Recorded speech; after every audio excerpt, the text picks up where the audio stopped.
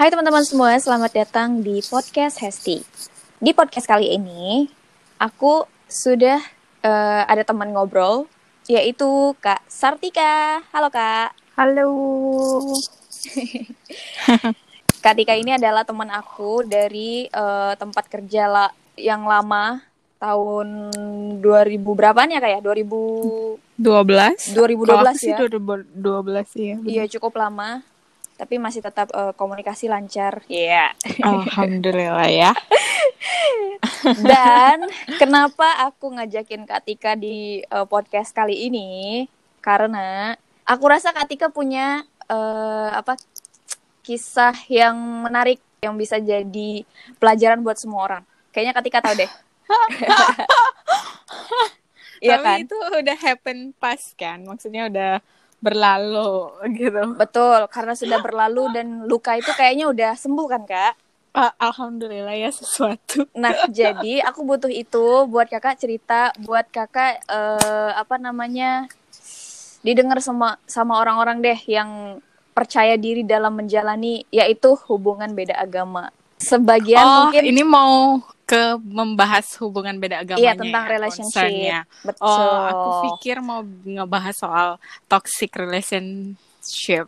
Iya, boleh. Kalau ada juga soal itu juga boleh Kak. Jadi kayak tentang beda agama juga boleh. Kan di dalamnya mungkin ada toxic relationship-nya juga gitu kan. Nah, aku pengen kakak cerita. Dulu kan kakak ngejalanin hubungan beda agama ya. Iya, aku banyak sih sering beda agama gitu sebelumnya pacaran. Tapi kita bahas yang udah lama yang aku tahu, yang kakak sampai udah ke jenjang pernikahan itu aja Kak. Kayaknya lebih seru itu. Ya, kalau itu aku lebih cenderung menyebutnya sebagai toxic relationship. Oh gitu. Oke. Berarti ini temanya adalah.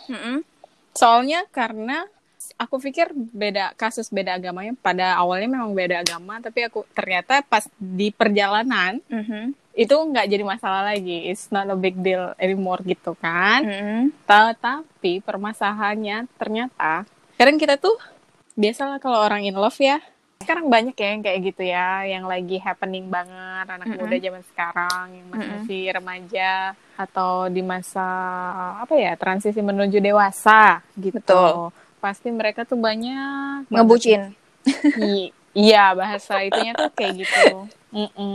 Padahal tuh kalau nanti sampai saatnya mereka masuk ke dalam stage age-nya pendewasaan itu ya udah kategori dewasa, nanti mereka realize, mereka sadar, kok aku bodoh banget dulu. Terlalu rough ya itu. Maksudnya kok aku dulu sampai gitu ya, gitu melakukan ini gitu. Rela demi dia gitu. Padahal ya gitu kan.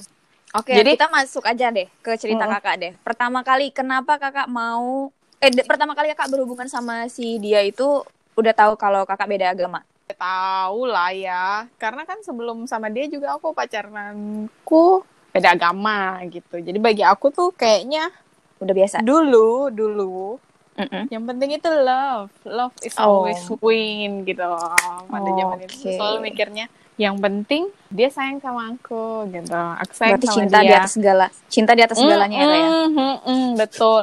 Urusan apa itu nggak ada masalah gitu kan. Yang penting cintanya kuat dulu nih gitu. Terus sampai akhirnya pacaran kan. Tapi dari awal komitmen tuh berpikir karena udah beda agama, jadi langsung dibilang hubungannya ini kita pacaran, kita nggak tahu ya sampai kapan dan akan membawa kemana. Tapi one day kalau kita dihadapin sama pilihan kita harus melanjutkan ke level yang lebih serius, aku itu akan membawa apapun yang udah terlahir dari aku itu sampai aku mati gitu. Artinya aku nggak akan mengubah keyakinanku. Aku bilangnya kayak gitu.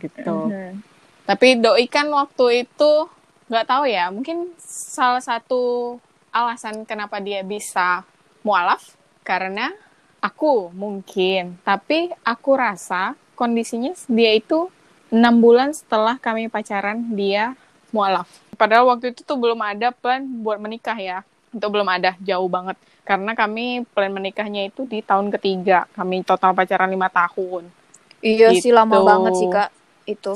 Iya kan kamu tahu sendiri kan ya. Dan kita yang kenal dan tahu sih pada mikir baik aja sih, karena kan dia juga udah mualaf ya. Jadi kita nggak ada firasat jelek gitu sih. Jadi karena perempuan saat itu aku tuh main perasaan, maksudnya perempuan ini secara takdir ya mengandalkan perasaan dibanding logika. Betul, bedanya sama laki-laki gitu. Iya, mereka pakai logika, kalau kita pakai perasaan dulu nih, gitu. Jadi saat ada keputusan dia mengorbankan sesuatu hal yang belum tentu orang korbankan, di saat itulah otakku berpikir bahwa he's the one, dia adalah jodoh yang dikirimkan Allah kepadaku. Gitu.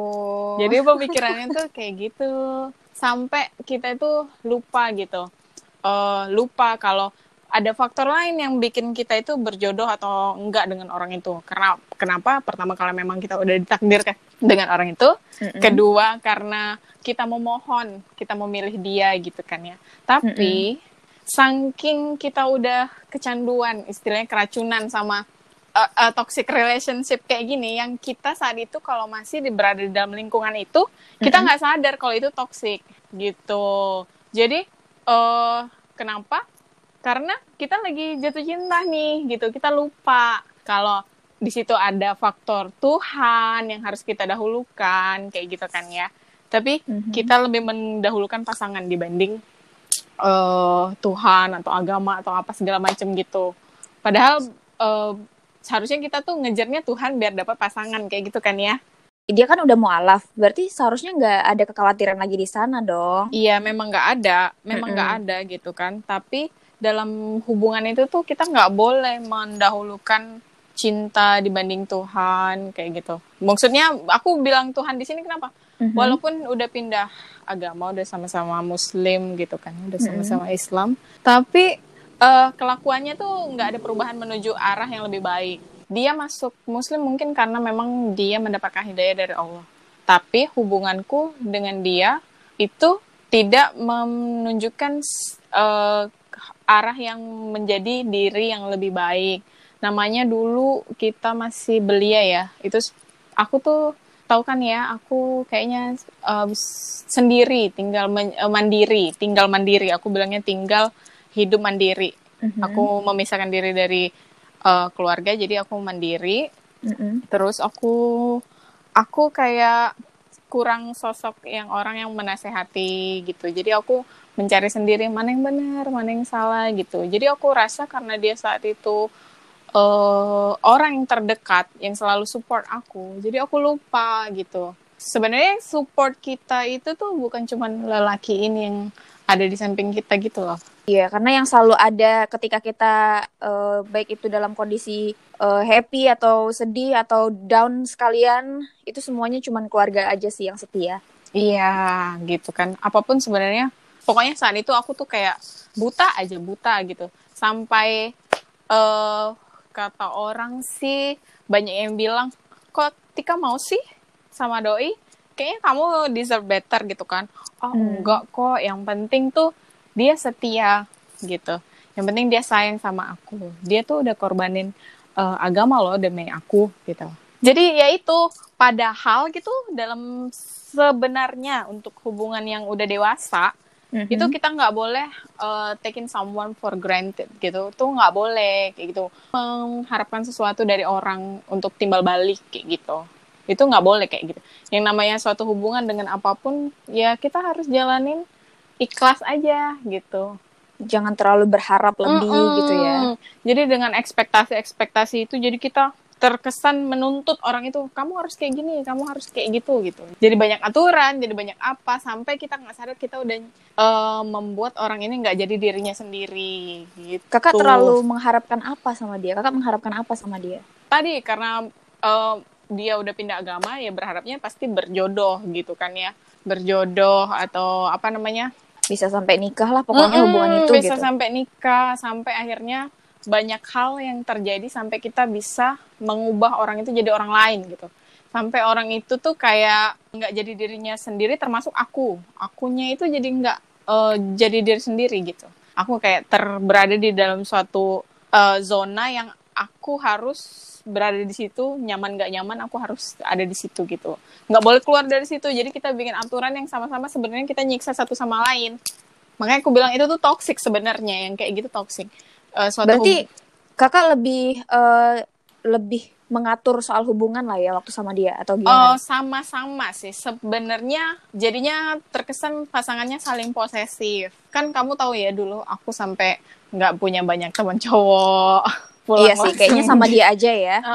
Pokoknya aku nggak punya teman lain. Sampai kayak sama nongkrong sama teman cewek pun kayaknya aku jarang deh lihat. Iya gitu. Seharusnya kalau memang menjalin satu hubungan yang benarnya, aku nggak tahu sih, ini versi aku ya.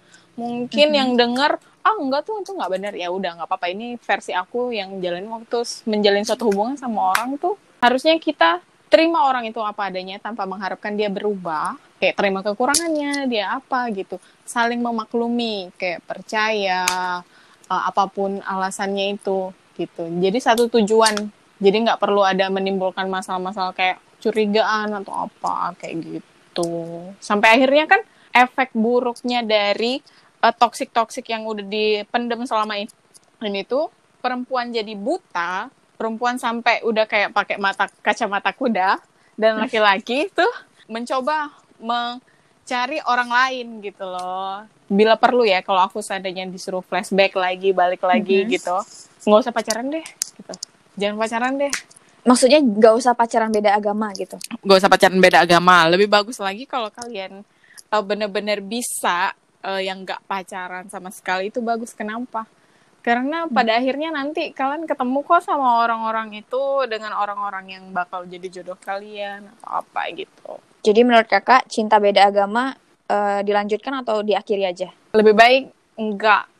Berarti lebih baik diakhiri aja dari awal udah diakhiri memulai, aja hubungannya itu. Jangan memulai. Jadi itu kayak kalian tuh kalau mau pacaran, mau sama-sama happy kan. Tapi kalau kalian mulai pacaran dengan satu masalah yang kalian udah tahu tapi kalian tutup mata, itu bakalan jadi permasalahan yang kayak bom waktu gitu. Tiba-tiba meledak. Yang tadinya diabaikan dan pada akhirnya itu yang jadi alasan terakhir hubungan itu diakhiri gitu ya? Iya gitu. Tapi kakak udah sempat sampai mau nikah? Ya itu. Sama dia kan kak? Ya itu, kalau aku bilang, jadi aku sebagai perempuan, aku jadi lupa kalau aku di masa mudaku, waktu itu aku umur berapa ya, 2012. Umur 2012 berarti sekitar 20-an, 21. Seharusnya aku manfaatkan waktu itu untuk merangkak di karir kerja gitu. Aku mau menggapai cita-cita setinggi-tingginya gitu kan. Tapi karena aku punya seseorang yang bisa dibilang saat itu memberi masukannya terlalu banyak, sampai aku nggak bisa memutuskan untuk diri sendiri tuh apa sih yang terbaik buat aku gitu. Harusnya aku bisa melakukan hal yang lebih positif, lebih banyak lagi gitu dibanding sekarang sih. Aku udah bersyukur ya, banyak yang bisa dilakuin. Tapi kalau seandainya aku punya waktu balik ke belakang, aku mau benerin nih, aku nggak mau perasaan cinta atau pacaran itu take over diriku untuk mengambil keputusan yang harusnya nggak perlu aku buat gitu. Jadi kenapa? Karena ya pada akhirnya kayak sekarang kan udah ngerasa, ngapain ya dulu aku kayak gitu, buang waktu. Mendingan dulu itu aku itu ngambil ini kesini, jalan-jalan kesini, manfaatin seluruh hasil kerja aku untuk menghibur diriku gitu. Harusnya sih kayak gitu. Tapi kalau ditanya menyesal atau enggak, ya enggak dong gitu. Itu kan pengalamannya, supaya kita lebih dewasa gitu. Oh, berarti intinya kakak nggak menyesali itu, tapi itu menjadikan kakak sebagai pelajaran hidup lah ya. Betul sekali. Ya, tahu nggak? Gara-gara yang lama, aku trauma gitu. Tempat baru putus itu, bayangin loh, kalau perempuan itu namanya menikah itu kayak salah satu goals dalam hidup dia, nggak sih? Benar nggak sih? Iya. Setiap perempuan kayak bahagia banget lah. Ya, itu salah satu puncak kebahagiaan yang mereka bisa achieve gitu, dengan waktu tertentu kapan itu bakalan terjadi gitu. Kita udah menyusun rencana sampai hampir berapa puluh persen ya. Udah sampai siapin itu ya, kayak udah katanya Bener nggak sih kakak udah siapin undangan juga waktu itu? Iya udah gitu. Udah cetak undangan beneran? Udah dong. Sekitar berapa ya, 80%-an gitu, itu udah mau hampir rampung. Udah ready buat ya. Balik lagi, untungnya kita itu diselamatkan dari orang yang salah. Sebelum ijab kabul ya kayak. Daripada kita udah terus kita menyesal, itu kan lebih kasihan nanti yang terjadi sama diri kita. Lebih menyakitkan perceraian dong. Iya dong, iya dong. Gitu. Justru harusnya bersyukur siapa yang terjadi di masa lalu itu membuat kita bertemu dengan orang yang sekarang kayak gitu. Dan yang paling penting ya, kalau misalnya dalam hal apapun gitu, kita harus libatin Tuhan lah. Betul. Oke, makasih Kak Tika udah mau ngobrol bareng sama Hesti di podcast Hesti. Sama-sama. Cerita pengalamannya tadi tuh lumayan berharga sih menurut aku ya. Karena ada beberapa hal yang aku nggak ketahui, akhirnya dengan ngobrol aku jadi tahu. Untuk teman-teman semua yang telah mendengarkan podcast Hesti, terima kasih. Sampai ketemu di podcast berikutnya. Bye-bye.